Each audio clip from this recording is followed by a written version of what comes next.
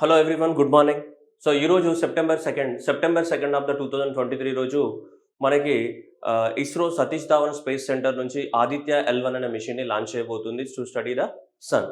సరే, ఈ Aditya L1 machine గురించి మనం స్టడీ చేయాలంటే ఎగ్జామ్ పాయింట్ ఆఫ్ వ్యూలో కనుక మనం ఆలోచించినట్టయితే కొన్ని ఇంపార్టెంట్ సోలార్ ఫ్లేర్స్ అంటే ఏంటిది, అసలు సన్ యొక్క స్ట్రక్చర్ తెలిసి ఉండాలి, సన్లో ఉన్నటువంటి లేయర్స్ ఏంటిది, అసలు ఇప్పుడు ఆదిత్య L1 మిషన్ అనేది ఏ లేయర్స్ని స్టడీ చేయబోతుంది అనేది ఇంపార్టెంట్. ఏ లేయర్స్లో ఎంత టెంపరేచర్ ఉందనేది కూడా arrange in the correct order అని అడగడానికి అవకాశాలు ఉన్నాయి సన్ యొక్క లేయర్స్కి సంబంధించి. సో అది తెలిసి ఉండాలి. అట్లాగే లాగ్రేంజియన్ పాయింట్ అంటే ఏంటిదని అది తెలిసి ఉండాలి. సోలార్ ఫ్లేర్స్, సౌర తుఫానులు అంటే ఏంటిదనేది పాయింట్ ఏదైతే ఉందో అవి తెలిసి ఉండాలి. ఈ పాయింట్స్ అన్ని తెలిసి ఉండాలి. ఈ పాయింట్స్ అన్ని తెలిస్తే కానీ మనకు ఆదిత్య L1 మిషన్లో ఉన్నటువంటి 7 పేలోడ్స్ ఉన్నాయి. ఇలా హీలియోస్ పేలోడ్ అని, సూట్ పేలోడ్ అని, సోలెక్స్ అని, మనకి మ్యాగ్ అని, పాపా అని, ఇలాంటి 7 పేలోడ్స్ ఉన్నాయి మనకి దీనిలో ఆదిత్య L1లో. సో ఈ ఆదిత్య L1లో ఉన్నటువంటి 7 పేలోడ్స్ అనేది దేన్ని స్టడీ చేస్తున్నాయి అనేది కూడా నీకు అర్థం అవ్వాలంటే దానికన్నా ముందు సన్ యొక్క స్ట్రక్చర్ అనేది అర్థమై ఉండాలి. సన్ యొక్క స్ట్రక్చర్ అర్థమైతే కానీ ఈ పేలోడ్స్ ఏం చేస్తాయనేది మనకి అర్థం కాదు. అట్లాగే ఇస్రోకి ఆల్ ద బెస్ట్ చెప్దాం. చంద్రయాన్ 3 సక్సెస్ తర్వాత మళ్ళీ ఇంకో మెట్టెక్కాలని మనం అందరం కూడా ఆ భగవంతుని కోరుకుందాం. Right. So Aditya L1 mission. Aditya L1 mission దీనికి సంబంధించి చూడండి, ఇక్కడ ఫస్ట్ ఒక పాయింట్ ఉంది. ఇక్కడ India's first observatory class the space based solar mission from the India. India నుంచి ఇప్పటి వరకు సోలార్ మిషన్ ని లాంచ్ చేయలేదు, అంటే సన్ ని స్టడీ చేయడానికి ఒక మిషన్ కూడా లాంచ్ చేయలేదు, అది క్లియర్. కానీ ఇక్కడ ఇంకోటి ఏమన్నాడు, ఫస్ట్ అబ్జర్వేటరీ అన్నాడు. ఇక్కడ ఫస్ట్ అబ్జర్వేటర్ అంటే ఏంటి, సన్ ని అబ్జర్వ్ చేస్తుంటుంది. అది ఒక పాయింట్ దగ్గర ఆ మిషన్ ఉంటుంది. ఆ పాయింట్ దగ్గర మనం పంపించిన ఆదిత్య L1 మిషన్ అనేది ఆ పాయింట్ ఏమంటున్నాం మనం, లాగ్రేంజియన్ పాయింట్ L1 అని చెప్తున్నాం కదా. ఆ పాయింట్ దగ్గర ఉండి ఆ లాగ్రేంజియన్ పాయింట్ దగ్గర దాన్ని మనము లొకేట్ చేస్తాం. ఆ పాయింట్ నుంచి సన్ మీద ఏం చేస్తుంది, స్టడీ చేస్తుంటుంది అనమాట. అది అబ్జర్వేటరీ. ఒక అబ్జర్వేటరీ అంటే సన్ ని అబ్జర్వ్ చేస్తుంటది. కాబట్టి ఇట్ ఈస్ ద ఫస్ట్ ఏంటిది, అబ్జర్వేటరీ. ఒక పాయింట్ దగ్గర ఉండి సన్ ని మొత్తం అబ్జర్వ్ చేస్తుంటుంది. అందువల్ల దీని పేరు అలా పెట్టారు, ఏమని, the first observatory class space based solar mission from the sun, ఏది ఆదిత్య L1. ఎల్ అంటే మనకి దాని గురించి కూడా మాట్లాడుకుందాం మనం. Right. Next moving on to next one. ఎక్కడ నుంచి లాంచ్ చేస్తున్నాం మనం, శ్రీహరికోట, సతీష్ ధావన్ స్పేస్ సెంటర్ శ్రీహరికోట. మనకి సెప్టెంబర్ 2 రోజు మనకి లాంచ్ చేస్తున్నాం. దాదాపు ఇప్పుడు సెప్టెంబర్ 2 ఆఫ్ ద 2023 రోజు లాంచ్ చేస్తున్నాం. దేని ద్వారా మనకి PSLV-57 అనే లాంచ్ వెహికల్ ద్వారా, PSLV-57 అనే లాంచ్ వెహికల్ ద్వారా మనం లాంచ్ చేయబోతున్నాం. దేన్ని, ఆదిత్య L1 అనే మిషన్ ని లాంచ్ చేయబోతున్నాం. దాదాపు 4 నెలల సమయం పడుతుంది. 4 నెలల సమయంలో రీచ్ అవుతుంది. అంటే దాదాపు ఇది 1.5 మిలియన్ కిలోమీటర్స్ అనేది ట్రావెల్ అవ్వాలి. ఎంత, 1.5 మిలియన్ కిలోమీటర్స్ ట్రావెల్ అయ్యి మనకి ఆ పాయింట్ ని రీచ్ అవ్వాలి. మనం అనుకున్న పాయింట్, లాగ్రేంజియన్ పాయింట్ ని రీచ్ అవ్వాలి. దానికి 1.5 మిలియన్ కిలోమీటర్, ఆల్మోస్ట్ 4 months పడుతుందని ఎక్స్పెక్టెడ్. సెప్టెంబర్ 2, 2023 రోజు మనకి లాంచ్ చేయబోతున్నాం. దీని ద్వారా PSLV-57 ద్వారా. సరే, దీని గురించి ఎగ్జామినేషన్ లో ఒక పాయింట్ మాట్లాడుకుందాం. ఇది PSLV-57th మిషన్ లేదా అంటే సక్సెస్ఫుల్ మిషన్. ఓవరాల్ గా 59th flight of the PSLV. ఇప్పటి వరకు PSLV లాంచ్ వెహికల్ ద్వారా 59 మిషన్స్ లాంచ్ చేసాం. 2 ఫెయిల్ అయ్యాయి. 2 ఫెయిల్ అయితే మిగిలిన నంబర్ ఏమైతుంది, 57 అవుతుంది. అలా 59th launch but successful 57th mission. లేదా 25th మిషన్ of the PSLV XL version. XL version అంటే ఏంటిది, ఎక్కువ వెయిట్ ని ఇంకా లిఫ్ట్ చేస్తుంటుంది అనమాట దాన్ని. PSL XL వర్షన్ వర్షన్ ప్రకారం చూసుకుంటే 25th, అండ్ మామూలుగా PSLV ప్రకారం చూసుకుంటే PSLV-57 మిషన్. టోటల్ గా PSLV-57 321 tons ఆఫ్ వెయిట్ ఉంది, 44.4 meters హైట్ ఉంది. అది అవసరం లేదు మనకి ఎగ్జామినేషన్ లో. ఇక్కడ తీసుకుంటే మనకు ఆదిత్య L1. ఆదిత్య L1 అనేది మనం ఎక్కడైతే దాన్ని ఇన్సర్ట్ చేయబోతున్నాము ఆర్బిట్ లోకి, ఆ పాయింట్స్ కానీ. నెక్స్ట్ ఆదిత్య L1 యొక్క వెయిట్ అనేది ఇంపార్టెంట్ మనకి. ఆదిత్య L1 యొక్క స్పేస్ క్రాఫ్ట్, మొత్తం ఎంటైర్ స్పేస్ క్రాఫ్ట్ ఏదైతే ఉందో దాదాపు ఇది 1480 kg ఉంది. దట్ ఈస్ 1480 kgs ఉంది. ఇది ఆదిత్య L1 ఏదైతే ఉందో ఇది మొత్తం కూడా 1480 kgs ని మనం లిఫ్ట్ చేయాల్సి వస్తుంది. ఎవరు లిఫ్ట్ చేస్తున్నారు దాన్ని, PSLV-57 లిఫ్ట్ చేసుకొని తీసుకెళ్తుంది దీన్ని. ఈ ఆదిత్య L1 మిషన్, దీని యొక్క ఒరిజినల్ స్పేస్ క్రాఫ్ట్, మనం తీసుకెళ్లే స్పేస్ క్రాఫ్ట్ యొక్క దాని వెయిట్ ఎంత ఉంది, ఓవరాల్ గా మనకి 1480 kgs అనేది ఉంది మనకి. ఓకేనా, ఇది ఇంపార్టెంట్. 1480 kgs అనేది ఇంపార్టెంట్. 1480.7 ఎగ్జాక్ట్లీ గుర్తుపెట్టుకోవాలంటే మన వాళ్ళు అప్పుడప్పుడు చిల్లర క్వశ్చన్లు ఇస్తారు కాబట్టి 1480.7 kg అనేది మనకి this is the original alone weight of the Aditya L1 mission యొక్క అలోన్ వెయిట్. అది ఆ స్పేస్ క్రాఫ్ట్ మిషన్ ఏదైతే ఉందో దాని యొక్క అలోన్ వెయిట్. మనకు ఆల్రెడీ తెలుసు దీంట్లో ఎప్పుడైనా సరే పిఎస్ఎల్వీలు ఏముంటాయి, ఫస్ట్ స్టేజ్ సాలిడ్ ఇంజన్ ఉంటుంది, సెకండ్ స్టేజ్ లిక్విడ్ ఇంజన్ ఉంటుంది, మళ్ళీ సాలిడ్ ఉంటుంది, మళ్ళీ ఏముంటుంది లిక్విడ్ ఇంజన్స్ మనము ఏం చేస్తాం మనం ఇగ్నైట్ చేస్తూ ఉంటాం. స్టేజ్ 1లో ఏముంటుంది సాలిడ్ ఫ్యూల్ ఉంటుంది, స్టేజ్ 2లో లిక్విడ్ ఉంటుంది, మళ్ళీ సాలిడ్ ఉంటుంది, మళ్ళీ ఏముంటుంది లిక్విడ్ ఉంటుంది, సాలిడ్ లిక్విడ్ సాలిడ్ లిక్విడ్ ఇలా 4 స్టేజెస్లలో ఇంజన్ ఏం చేస్తాం మనం ఇగ్నైట్ చేస్తాం, లిఫ్ట్ చేయడం జరుగుతుంది. ఎంత 1480.7 kgs ఆఫ్ ద వెయిట్ ని లిఫ్ట్ చేస్తున్నాం. ఓకే, అదొక స్టేజ్. నెక్స్ట్ సెకండ్ పాయింట్ ఏంటంటే సన్ గురించి కదా మనం స్టడీ చేయడానికి ఆదిత్య L1. సో సన్ గురించి స్టడీ చేయడానికి కాబట్టి సన్ యొక్క లేయర్స్ ఏమున్నాయనేది మనకి very important. What are the different layers are present in the sun. ఇది సన్ తీసుకున్నప్పుడు సన్ లో మనకి 5 లేయర్స్ ఉంటాయి. సో ఒరిజినల్ గా ఇంటర్నల్ గా ఉండేది ఎక్కడైనా సరే ఇక్కడ ఈ పార్ట్ లో ఉండేదాన్ని ఏమంటాం కోర్ అంటాం. ఇక్కడ ఎర్త్ లో కూడా అదే అంటాం కదా. So the centre point, what ever the centre point is దీన్ని ఏమంటాం కోర్ అని చెప్తున్నాం. కోర్ తర్వాత నెక్స్ట్ ఉండే layer radiation zone. Second layer ఏంటి మనకి రేడియేషన్ జోన్. మళ్ళీ ఇంకా థర్డ్ లేయర్ వచ్చేసి మనకి కన్వెక్షన్ జోన్.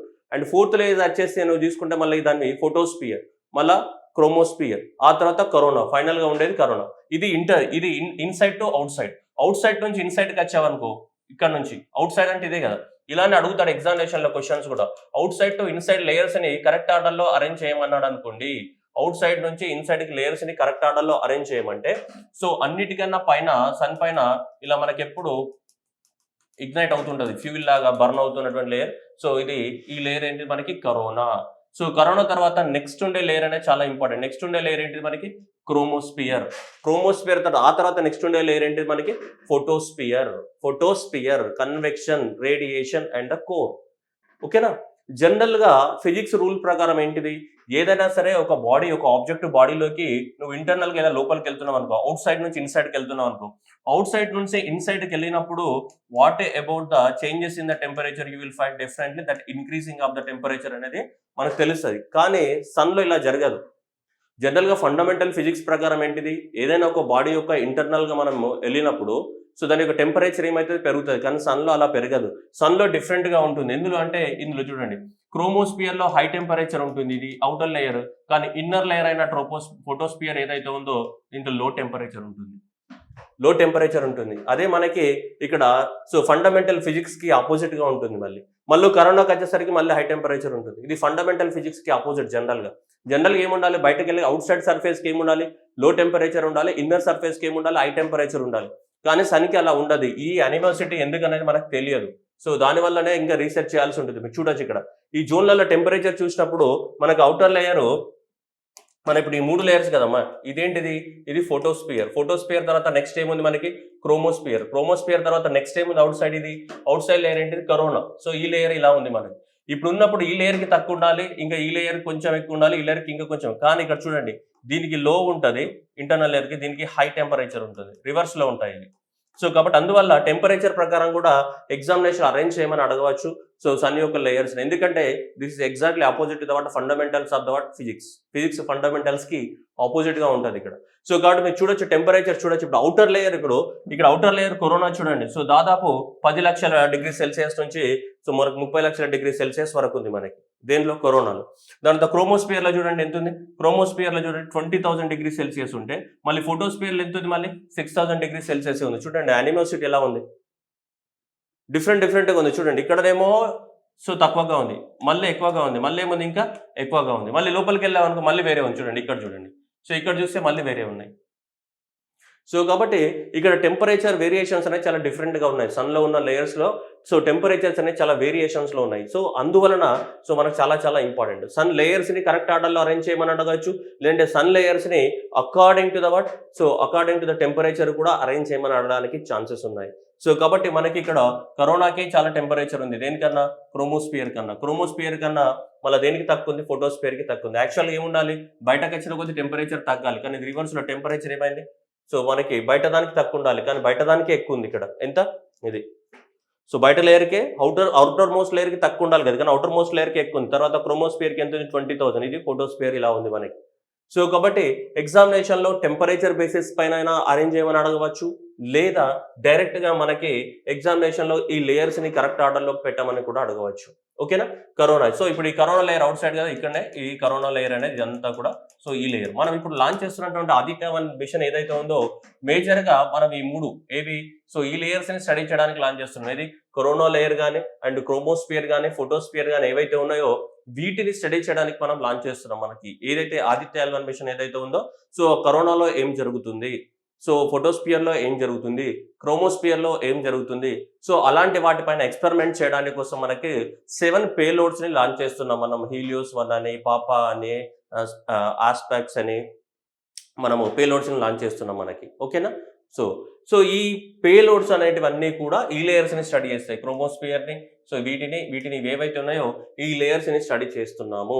ఓకేనా? సో ఎగ్జామినేషన్లో ఖచ్చితంగా ఆదిత్య L1 మిషన్ అడగకపోయినా కానీ సోలార్ లేయర్స్ గురించి అడగడానికి ఛాన్సెస్ ఉన్నాయి. Arrange in the correct order of the what solar layers ఏవైతే ఉన్నాయో వాటిని అడగడానికి ఛాన్సెస్ ఉంది. అండ్ టెంపరేచర్ ప్రకారం కూడా అడగడానికి ఛాన్స్ ఉంది. Please see the temperatures again. Temperatures అనేవి చాలా డిఫరెంట్గా వేరీ అవుతాయి దీంట్లో. సో కాబట్టి అందువల్ల మనకు టెంపరేచర్స్ ప్రకారం అరేంజ్ చేయమని ఈ 3 లేయర్స్ ఇవ్వడానికి ఛాన్స్ ఉంది. ఎందుకంటే ఆదిత్య L1 మిషన్ అనేది వీటి గురించే కాబట్టి ఆబ్వియస్గా నీకు కరోనాకి ఎక్కువ ఉంటుంది, మళ్ళీ క్రోమోస్పియర్, మళ్ళీ ఏంటిది ఫోటోస్పియర్, బట్ జనరల్గా. ఓకేనా? నెక్స్ట్ మన ఆదిత్య L1 మేజర్గా సౌర తుఫానులు అంటే ఏంటి? Solar flares. సౌర తుఫానులు లేదంటే ఏంటిది? సోలార్ ఫ్లేర్స్ అని చెప్తుంటాం మనం. సౌర తుఫాను తెలుగు. ఇగో ఇలా మొత్తం కూడా ఇట్లా ఒక్కసారిగా మన ఇంట్లో షార్ట్ సర్క్యూట్ అయింది అనుకోండి. మన ఇంట్లో షార్ట్ సర్క్యూట్ అయితే ఒక్కసారి ఏమైతే మనకి స్పార్క్ వస్తుంది లేదా ఇంట్లో మనకి పవర్ షార్ట్ సర్క్యూట్ అయినప్పుడు, అట్లానే ఇక్కడ కూడా ఒక షార్ట్ సర్క్యూట్ అనమాట. సింపుల్. ఎందుకు జరుగుతుంది అంటే ఎక్కడైనా సరే షార్ట్ సర్క్యూట్స్ కానీ లేదంటే ఏమంటే ఎలక్ట్రాన్లు హైలీ చార్జ్ అయినప్పుడు ఏమైతే జనరల్గా మనకి ఫ్లేర్స్ వస్తుంటాయి. అవునా కదా? ఎలక్ట్రాన్స్ అంటే ఉరుములు మెరుపులు అంటాం కదా మనం లైటనింగ్ అంటాం. లైటనింగ్ కూడా ఎందుకు వస్తుంటుంది అమ్మా? లైటనింగ్స్ అంటే ఏంటి? మనకి మెరుపులు ఎందుకు వస్తుంటాయి మనకి? సడన్ గా చార్జ్డ్ పార్టికల్స్ అయాన్స్ అనేటివి హైలీ చార్జ్డ్ అయినప్పుడు ఆటోమేటిక్ గా, ఎలక్ట్రాన్స్ అనేటివి హైలీ చార్జ్డ్ అయినప్పుడు ఆటోమేటిక్ ఏమొస్తాయి మనకి? లైటనింగ్ వస్తుంటుంది. Basic principle. ఎక్కడైనా సరే లైటింగ్ రావాలంటే హైలీ చార్జ్డ్ పార్టికల్స్ అవసరం. ఇక్కడ కూడా సన్ లో కూడా హైలీ చార్జ్డ్ పార్టికల్స్ అనేటివి ఈ ఎలక్ట్రోమాగ్నెటిక్ రేడియేషన్ కి సంబంధించిన హైలీ చార్జ్డ్ పార్టికల్స్ వల్ల మనకి ఎక్కువ మొత్తంలో ఫ్లేర్స్ ఫామ్ అవుతాయి. అంటే సడన్ గా ఇలా స్పార్క్స్ వస్తుంటాయి. వాటిని మనం ఏమంటాం? సోలార్ ఫ్లేర్స్ అని చెప్తుంటాం, సౌర తుఫానులు అని చెప్తుంటాం. ఇలా మనకి సౌర తుఫానులు ఫామ్ అవుతాయి. ఎందుకు ఇలా ఫామ్ అవుతున్నాయంటే మనకి ఆల్రెడీ తెలుసు. చూడు, ఇది కూడా సన్ యొక్క ఇది కరోనాలు కదా. సో ఇది corona layer. So outside layer ఏముంది? Corona layer. సో ఈ కరోనా లేయర్ నుంచి ఇలా పూర్తిగా మనకి ఏమైతే ఇట్లాంటి ఈ స్పార్క్స్ అనే ఎమిషన్ జరుగుతూ ఉంటాయి మనకి. సో మేజర్ గా మన ఆదిత్య L1 మిషన్ అనేది వీటినే కాన్సన్ట్రేట్ చేయబోతుంది. మన ఆదిత్య L1 మిషన్ అనేది solar flares or otherwise solar winds, సౌర తుఫానులు, సోలార్ ఫ్లేర్స్ కానీ లేదంటే ఏంటి మనకి సోలార్ విండ్స్ కానీ ఏవైతే ఉన్నాయో, సో ఈ సోలార్ వేవ్స్ కానీ సోలార్ విండ్స్ ని ఎక్కువ మొత్తంలో స్టడీ చేస్తుంటాయి. ఒక్కొక్కప్పుడు ఏమైతే అంటే ఇందులో సడన్ గా huge amount of the mass కూడా ఎజెక్ట్ అవుతుంటది. సో దాన్ని కరోనల్ మాస్ ఎజెక్షన్ అని చెప్తుంటాం. సిఎంఈ కరోనల్ మాస్ ఎజెక్షన్ అంటే అక్కడ నుంచి మాస్ కూడా మనకి ఎజెక్ట్ అవుతుంటది. దీన్నే మనం ఏమంటాం? కరోనల్ మాస్ ఎజెక్షన్ అని కూడా చెప్తుంటాం. ఎందుకు ఇలా జరుగుతుంది అనేది మనం స్టడీ చేయాలి. కానీ కొన్ని రీజన్స్ మనకు తెలుసు, but still we have to find out through the what Aditya L1 mission. So ఇక్కడ ఈ సోలార్ స్పేర్స్ అనేటివి, విండ్స్ అనేటివి ఎందుకు వస్తున్నాయి అనేది, సో ఇది మనకు మేజర్గా దీన్ని స్టడీ చేయడానికి కూడా పంపిస్తుంది. అసలు చూద్దాం అసలు ఒకసారి ఎందుకు ఈ సోలార్ విండ్స్ కానీ సోలార్ ఫ్లైట్స్ కానీ ఎందుకు వస్తున్నాయి, సన్ పైన ఎందుకు సడన్గా ఇట్లా స్పార్క్ పెద్ద లైటనింగ్స్ ఎందుకు వస్తున్నాయి, మరి లైటనింగ్స్ మనం ఎందుకు స్టడీ చేయాలి ఆదిత్య L1 మిషన్ ద్వారా అంటే ఈ లైటనింగ్స్ వల్ల మనకేం జరగకపోవచ్చు, బట్ చూద్దాం ఒకసారి. ఈ లైటనింగ్ ద్వారా మనకి ఎర్త్ సిస్టమ్ అనేది ఇక్కడ ఉందనుకుందాం. సో ఈ ఎర్త్ సిస్టమ్ ఉంది. ఈ ఎర్త్ సిస్టమ్ ద్వారా మనకి ఎర్త్ కూడా మ్యాగ్నెటిక్ ఫోర్స్ ఉంది, రైట్? మ్యాగ్నెటిక్ ఫోర్స్ ద్వారా ఎర్త్ వరకు రీచ్ కాకపోవచ్చు, బట్ ఇన్ కేసు ఒకవేళ రీచ్ అయినాయి అనుకోండి, ఇప్పుడు సోలార్ ఫ్లైట్స్ అదే కదా మనం రీచ్ అయితే అన్న ఉద్దేశంతో స్టడీ చేస్తున్నాం. ఇక్కడ ఉన్నటువంటి కనుక ఇట్లా రీచ్ అయితే ఇక్కడ ఉన్నటువంటి ఈ హైలీ ఎలక్ట్రోమాగ్నెటిక్ రేడియేషన్ ఏదైతే హైలీ చార్జ్డ్ పార్టికల్స్ ఏవైతే ఉన్నాయో ఆ హైలీ చార్జ్డ్ పార్టికల్స్ ద్వారా రిలీజ్ అయిన ఎనర్జీ అనేది surface of the earth reach అయింది అనుకోండి. ఈ మధ్యలో ఇది అంత స్పేస్ కదా, స్పేస్ లో ఉన్న ఆబ్జెక్ట్స్ అన్ని ఎఫెక్ట్ అయితే మన శాటిలైట్స్ అవి ఇవన్నీ ఉన్నాయి కదా, శాటిలైట్స్ మొత్తం కూడా కుప్పగూలిపోతాయి, స్పేస్ ఆబ్జెక్ట్స్ అన్ని కూడా కుప్పగూలిపోతాయి. మనకి ఇండియాలో ఉన్నటువంటి సో ఒకవేళ భూమి పైకి రీచ్ అయింది అనుకోండి, సర్ఫేస్ ఆఫ్ ద ఎర్త్ పైకి రీచ్ అయింది అనుకుందాం, అప్పుడు రీచ్ అయితే మన ఎలక్ట్రిక్ పోల్స్ కానీ ఓకే, మన ఇంటర్నెట్ వ్యవస్థ కానీ ఓకే, సో ఇంటర్నెట్ వ్యవస్థ కానీ మన స్పేస్ సిస్టమ్ కానీ మొత్తం కొలాప్స్ అయిపోతాయి. వీటి వల్ల ఈ సోలార్ ఫ్లేర్స్ వల్ల, ఈ సోలార్ విండ్స్ వల్ల అంత ఎనర్జీ ఉంటుంది మనకి. ఎందుకమ్మా చిన్న లైటింగ్ అని వస్తేనే మన ఇంట్లో టీవీ పాడవుతుందా లేదా? మనం చిన్నప్పుడు చూస్తుంటాం కదా, చిన్న లైటనింగ్ వస్తేనే మన ఇంట్లో టీవీలు ఎగిరిపోతాయా లేవా? అలాంటిది మరి ఇంత పెద్ద సౌర తుఫాన్ పెద్ద ఫ్లేర్స్ ఒక సోలార్ విండ్ వచ్చిందంటే ఆటోమేటిక్ ఏమవుతుంది, ఆల్రెడీ మన ఎత్తు చుట్టూ తిరుగుతున్నటువంటి శాటిలైట్స్ ఏవైతే ఉన్నాయో ఆ శాటిలైట్స్ అన్ని ఏమైతే ధ్వంసం అయిపోతాయి, మొత్తం స్పేస్ సిస్టమ్ కొలాప్స్ అయిపోతుంది. నువ్వు రోజు పొద్దున్న లేవగానే సో వాట్సాప్లో చాటింగ్ చేయలేవు అండ్ యూట్యూబ్లో వీడియోలు చూడలేవు, షార్ట్లు చూసి నవ్వలేవు. సో కాబట్టి అందువల్ల సో ఇవన్నీ జరగద్దు అంటే మరి ఆ సోలార్ విండ్స్ ఎందుకు వస్తున్నాయి, దాని మీద స్టడీ చేసి వాటిని ఎలా కాపాడుకోవాలి, మన సిస్టమ్ని, మన స్పేస్ సిస్టమ్స్ కానీ, మన ఎలక్ట్రిక్ సిస్టమ్స్ కానీ, మన నెట్వర్క్స్ అన్నిట్లను కూడా, ఇంటర్నెట్ నెట్వర్క్స్ని ఇవన్నీ కూడా దెబ్బతినిపోతాయి. సో ఇప్పటివరకు అయితే అలాంటివి జరగలేదు. ఒకవేళ ఫ్యూచర్లో జరగడానికి ఏముంది, అవకాశం ఉంది. సో అందువల్ల మనం ఈ సోలార్ విండ్స్ని స్టడీ చేయాల్సిన అవసరం అనేది ఉంది. సో కాబట్టి ఆదిత్య L1 మిషన్ ఏదైతే ఉందో, సో ఆదిత్య L1 మిషన్లో ఉన్నటువంటి పేలోడ్స్ ఏవైతే ఉన్నాయో అన్ని పేలోడ్స్ కూడా majorly concentrated on the studying of the what solar winds. ఈ సోలార్ విండ్స్నే కాన్సన్ట్రేట్ చేస్తుంది. మనం పంపించిన మిషన్స్ అన్ని కూడా ఈ సోలార్ విండ్స్నే సో స్టడీ చేయడానికి కోసం మనం పంపిస్తున్నాం. సో ఎక్కడ జరుగుతాయి ఈ సోలార్ విండ్స్ అన్ని? కరోనా తర్వాత. ఎందుకు ఇలా జరుగుతున్నాయి అని అంటే మనం మాట్లాడుతున్నాం. సో సో ఎందుకు ఈ సోలార్ ఫ్లేర్స్ వస్తున్నాయి? ఇలా మనకి ఎక్కువ మొత్తంలో ఇలా సోలార్ ఫ్లేర్స్ వస్తున్నాయి. కారణం ఏంటిదంటే మనకి సన్లో ఆల్రెడీ తెలుసు హైడ్రోజన్ అనేటివి మనకి డైరెక్ట్ హీలియం అనేది హ్యూజ్గా ఫామ్ అవుతూ ఉంటుంది. సో సన్లో మొత్తం కూడా ఏముంటుంది, మనకి హీలియమే ఉంటుంది. కాబట్టి అందుకోసం మనం హీలియోస్ అంటే కూడా ఏమంటాం, మనం సన్ అని చెప్తుంటాం. Helios are helium. సో ఇది ఎక్కువ మొత్తంలో హైలీ చార్జ్డ్ పార్టికల్స్. ఎందుకంటే అవి కంటిన్యూస్ ఫ్యూజన్ జరుగుతుంటుంది కదా. కంటిన్యూస్ ఫ్యూజన్ ప్రాజెక్ట్ ద్వారా హైడ్రోజన్ ఫ్యూజన్ జరిగి ఏమైతే మనకి హీలియం ఫామ్ అవుతుంది. కంటిన్యూస్ గా ఈ హైలీ చార్జ్డ్ పార్టికల్స్ అనేవి మనకి ఇక్కడ హీలియం పార్టికల్స్ అనేవి ఉన్నాయి. దేంట్లో? సన్ లోపల highly charged helium particles and that plasma state లో ఎగ్జిస్ట్ అయి ఉంటాయి. ఇవన్నీ కూడా మనకు తెలుసు. సాలిడ్ లిక్విడ్ గ్యాస్ తో పాటు ఇంకొక స్టేజ్ అంటే ప్లాస్మా స్టేజ్. ప్లాస్మా స్టేజ్ అంటే అది లిక్విడ్ ని దాటి. సో కాబట్టి అలా ప్లాస్మా స్టేజ్ లో ఉంటుంది. Plasma is called what fourth state after the what solid liquid gases. It is A state of the matter. చూడండి ఇక్కడ important. Ionized substance becomes highly electrically conductive to the point. So to the long range of the electric magnetic fields dominate the what behavior. So ఈ plasma state లో కంటిన్యూగా మనకి ఏమైతుందంటే hydrogen, helium ఇవన్నీ ఏవైతే ఉన్నాయో ఇవన్నీ కూడా హైలీ చార్జ్డ్ పార్టికల్. అందుకని సన్ లోపల అంత టెంపరేచర్ ఉంది. అంత టెంపరేచర్ ఉండడానికి ఎందుకు కారణం? హైలీ చార్జ్డ్ పార్టికల్స్ అవన్నీ కూడా కంటిన్యూస్ గా చార్జ్ అవుతూనే ఉంటాయి.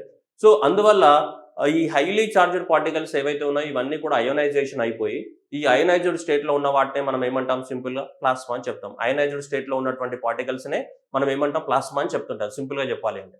సో ఈ ప్లాస్మా స్టేట్ లో ఉన్నవన్నీ కూడా ఏమైతాయంటే తొందరగా ఎలక్ట్రోమాగ్నెటిక్ రేడియేషన్ కానీ సో వీటి వల్ల ఇన్ఫ్లుయెన్స్ అవుతాయి. ఎలక్ట్రోమాగ్నెటిక్ రేడియేషన్ వల్ల ఇన్ఫ్లుయెన్స్ అవుతాయి. సో ఎలక్ట్రోమాగ్నెటిక్ రేడియేషన్స్ వల్ల ఇన్ఫ్లుయెన్స్ అయిపోయి ఏమైతాయంటే ఇమీడియట్ గా మనకు పెద్ద పెద్ద స్పార్క్స్ వస్తాయి. ఇలా మనం ఇంతకుముందు చెప్పినట్టు ఇలా స్పార్క్స్ రావడానికి అవకాశం ఉంది. వాటిని మనం ఏమంటాం, సోలార్ విండ్స్ అంటాం. మరి ఎప్పుడు స్పార్క్స్ వస్తాయంటే ఇక్కడ చూడండి. Flares occurs when accelerated charged particles.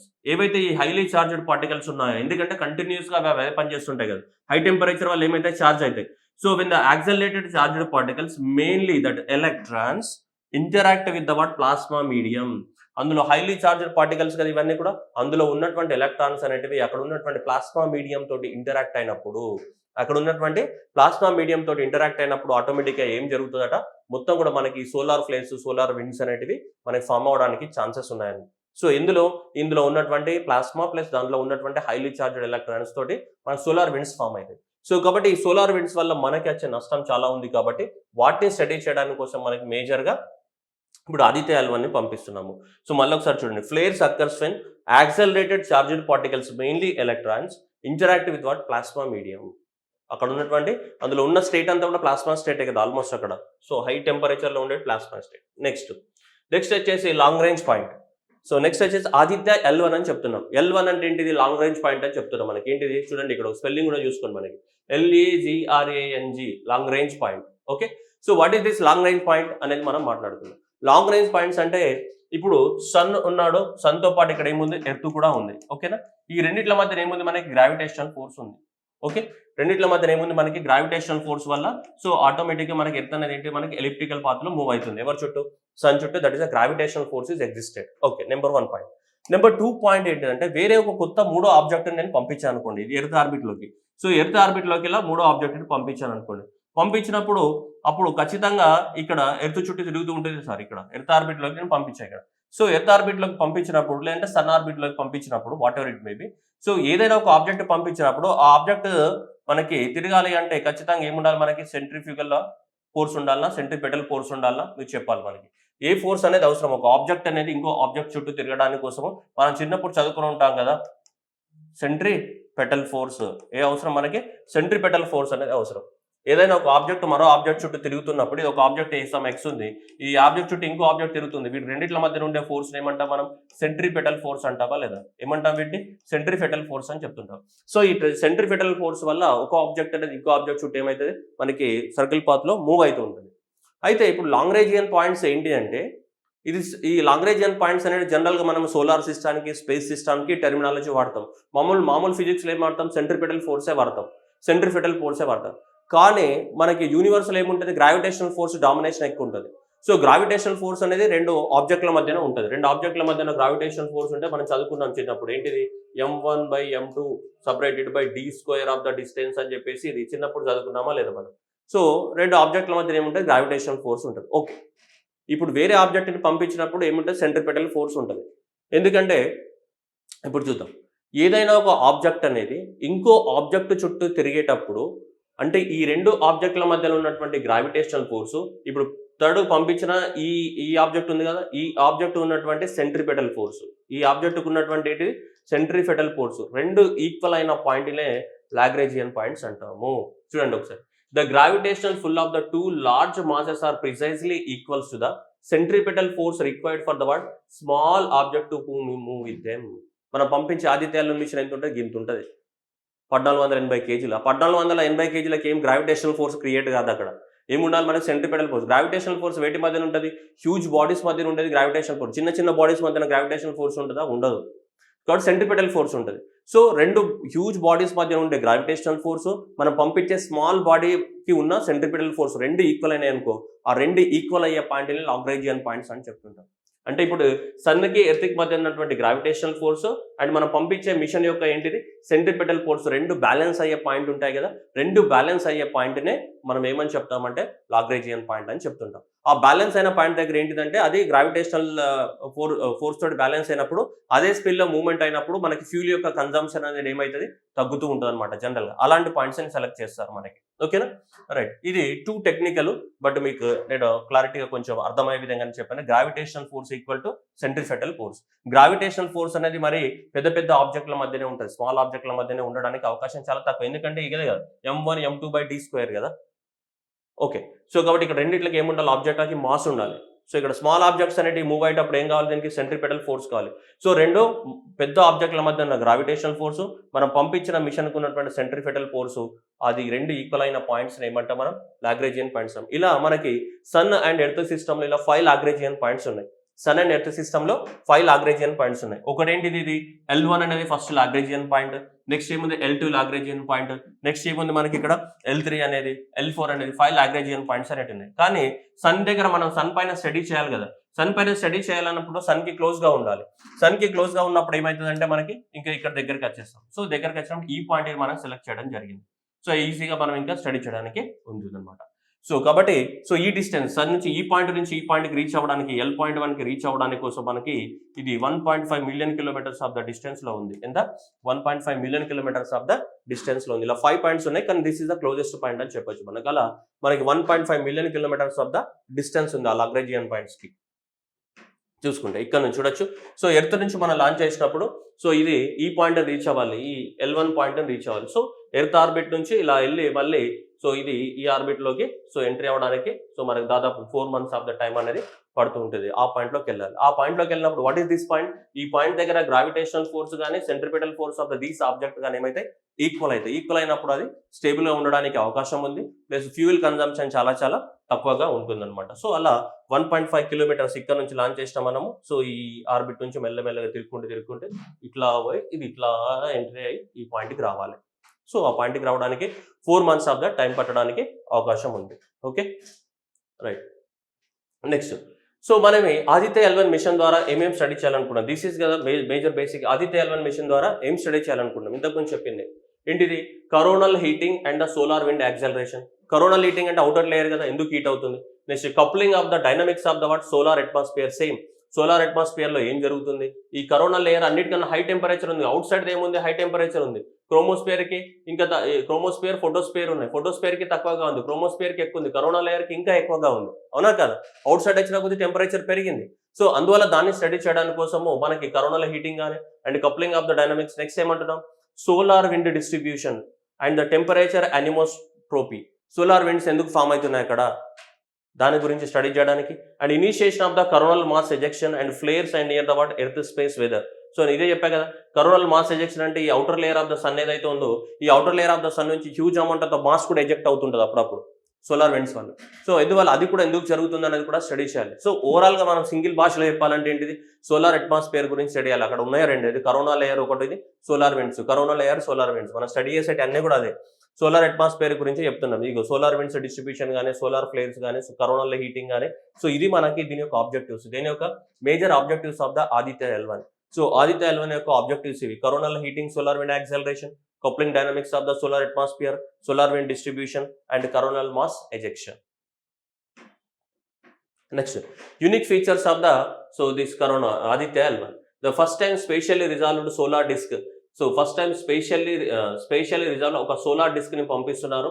So ultraviolet radiation band లో. అండ్ CME అంటే కరోనల్ మాస్ ఎజెక్షన్. సో ఈ కరోనల్ మాస్ ఎజెక్షన్ ని స్టడీ చేయడానికి కోసం కూడా సపరేట్ ఒక మిషన్ ని పంపిస్తున్నారు.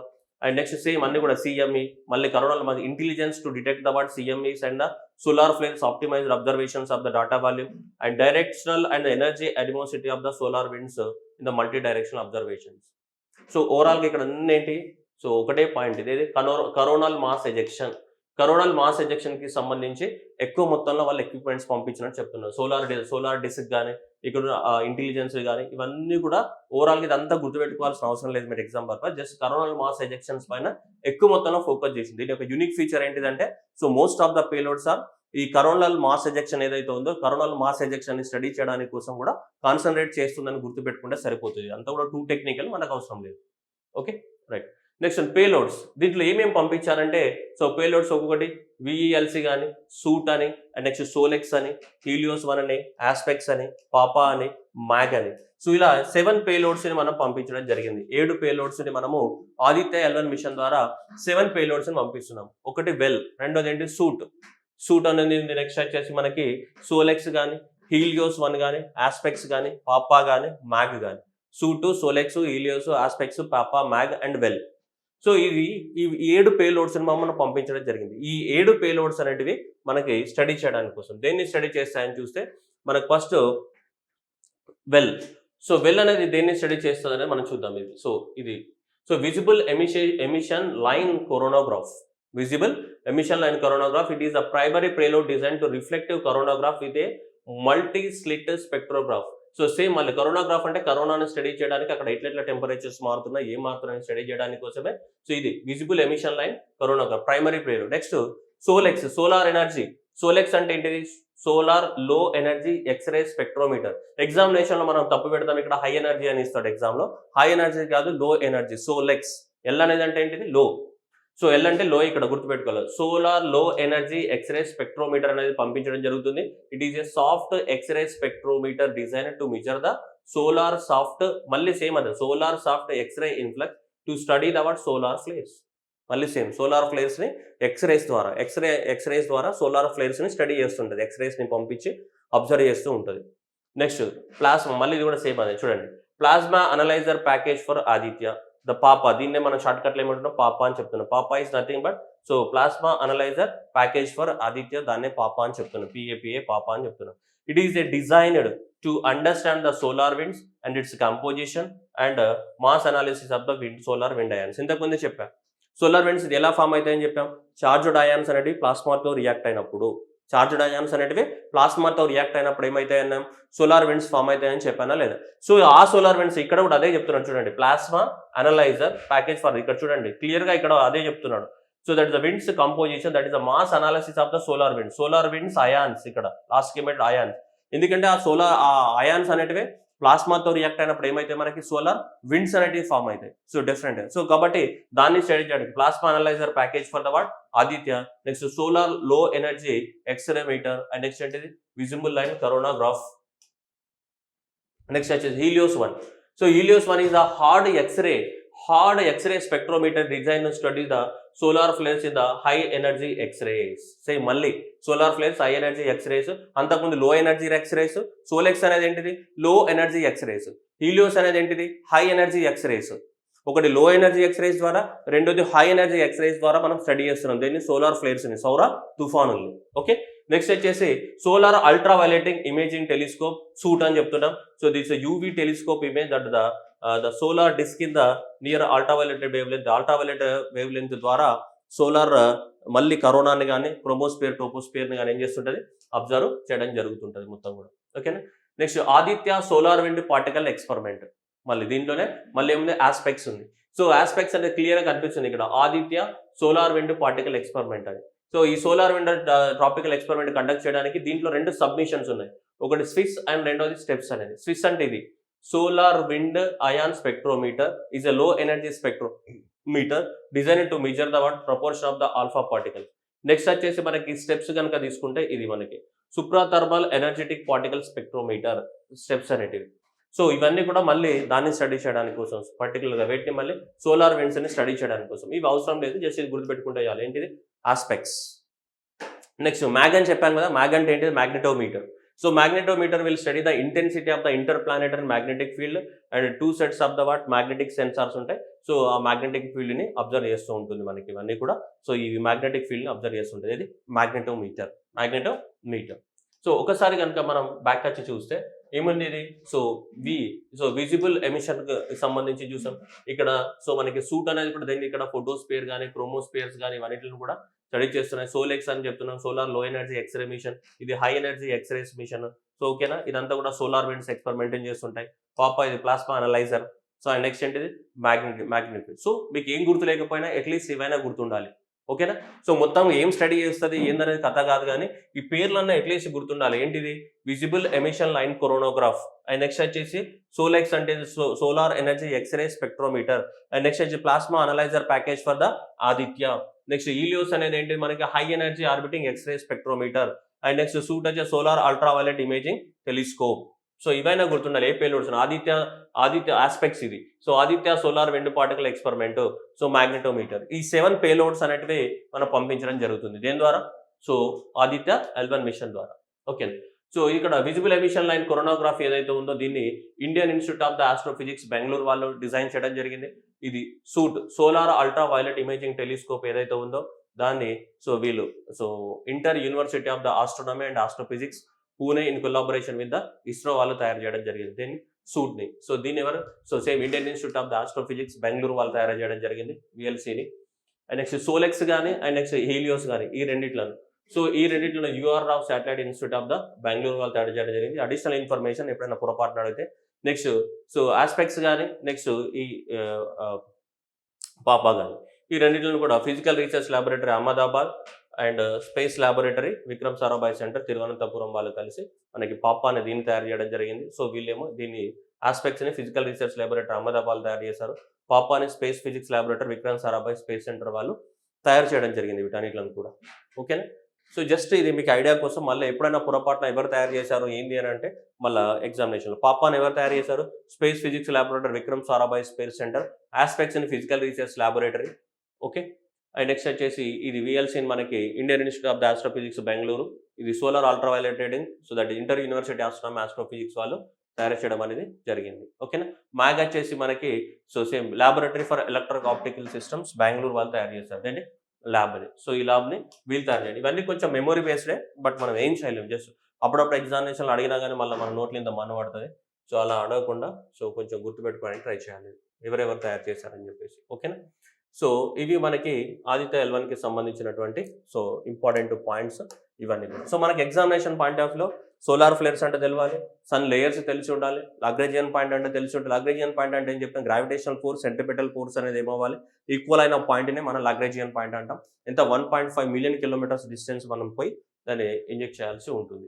ఓకేనా.